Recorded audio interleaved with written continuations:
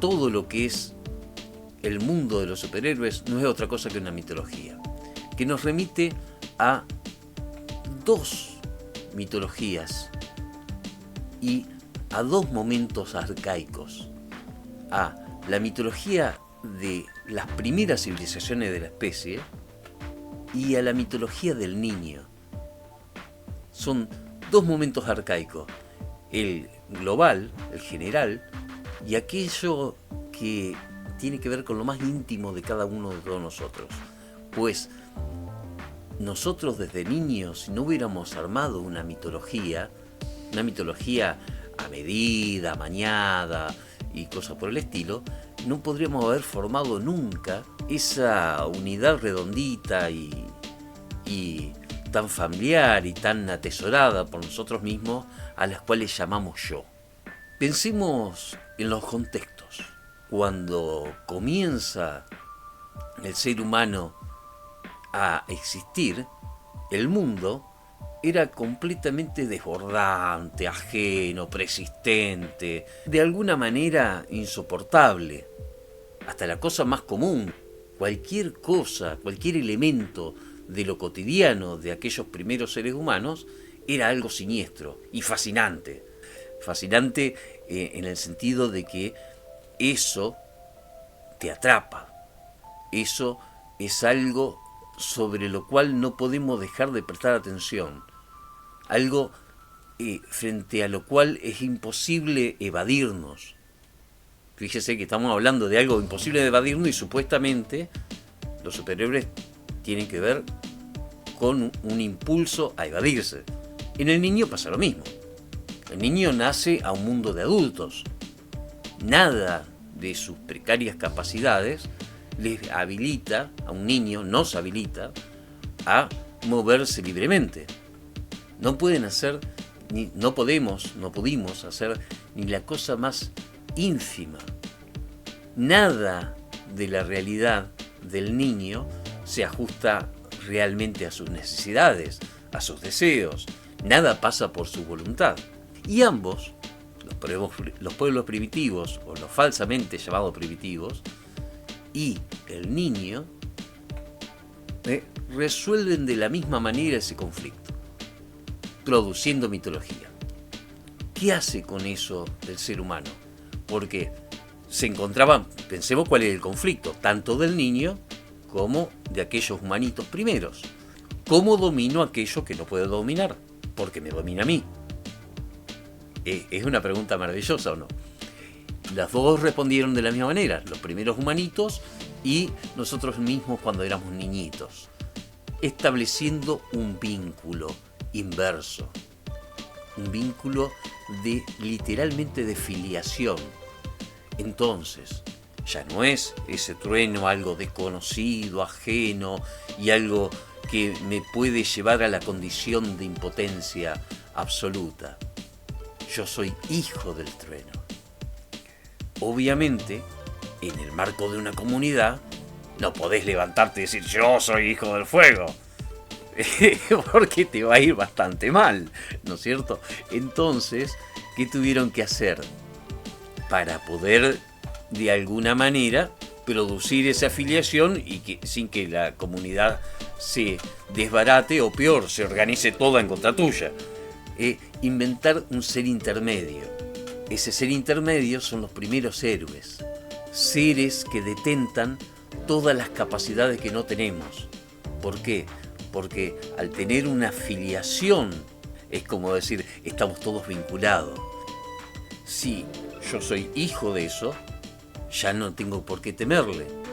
Bastará con que yo haga algún tipo de cosa que me dé el beneficio de estar protegido por eso que antes era un agresor.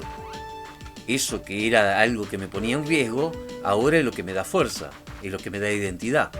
Y es el mismo tipo de solución que vamos a producir cada uno de nosotros cuando somos niños. Ahora, ese ser intermedio podría pensarse que son los padres, pero no. En realidad los padres para el niño también pertenecen a ese mundo ingobernable, siniestro, familiar también, digamos, pero que no pertenecen al orden de nuestra voluntad. Nosotros no tenemos un dominio sobre eso y a la vez dependemos de eso, ¿sí? Cuando somos niñitos chiquititos. Entonces, ese ser intermedio, ese héroe intermedio del niño es su yo fantasiado, su yo en la fantasía, en el lugar donde el niño se siente fuerte, todopoderoso, el lugar en el cual el niño puede decidir sobre la realidad, puede decidir qué es real y qué no, y cómo funciona, de la misma manera que hicieron los primitivos, porque la mitología no sería nada sin la primera técnica humana. La primera técnica humana, ¿cuál es? La magia. Los seres humanos empezaron a inventar la magia. ¿Cómo inventan la magia? Todo bien, yo hago un relato donde digo, bueno, yo soy hijo del trueno, ¿sí?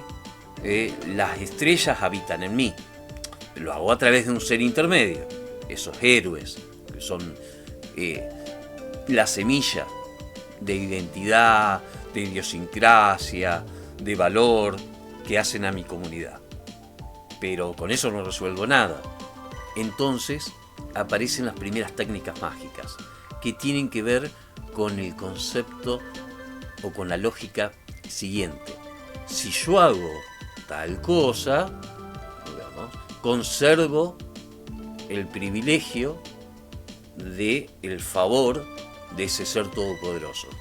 Si yo no hago tal cosa, no conservo tal privilegio y por lo tanto recibo un castigo. La impotencia frente a la realidad del niño es, digamos, similar a la impotencia frente a la realidad de los pueblos primitivos. Y los dos lo resuelven de la misma manera. Es como decir, en vez de ser un agresor, es que me da origen. Por lo tanto, como yo pertenezco a eso, ya no le tengo miedo. Lo único que tengo que hacer es seguir una técnica que después se va a transformar en rituales, en todo tipo de formación protectora para obtener el beneficio o conservar el beneficio, digamos, de esos primeros héroes y cosas por el estilo. En el caso del niño, decíamos, ese héroe intermedio no son los padres, es él mismo proyectado en la fantasía, ¿sí? Y esto nos sirve para entender el periodo criminal del niño. Los superhéroes son extremadamente fascinantes y nos atraen, nos seducen, porque nos tocan la fibra más íntima, nos tocan la fibra de la impotencia infantil y de la impotencia filogenética. Nos tocan la fibra del primer recurso que tuvimos para tratar de responder a una pregunta terrible y acuciante, a un conflicto, en realidad, más que una pregunta. Un conflicto que se podría presentar como la siguiente pregunta: ¿cómo domino aquello que es indominable? Hay algo que está por fuera pero completamente por fuera de mi dominio. ¿Cómo hago para dominar eso que me domina? Y aparte, es algo que no puedo dejar de prestar atención porque es algo fascinante. No puedo dejar de ocuparme de eso porque es el primer vínculo con la realidad. Entonces, el primer vínculo con la realidad, tanto en los primeros pueblos, en esos primeros humanitos, como me gusta decirlo a mí, y en el niño, el primer intento de hacerse cargo de la realidad es a través de la mitología.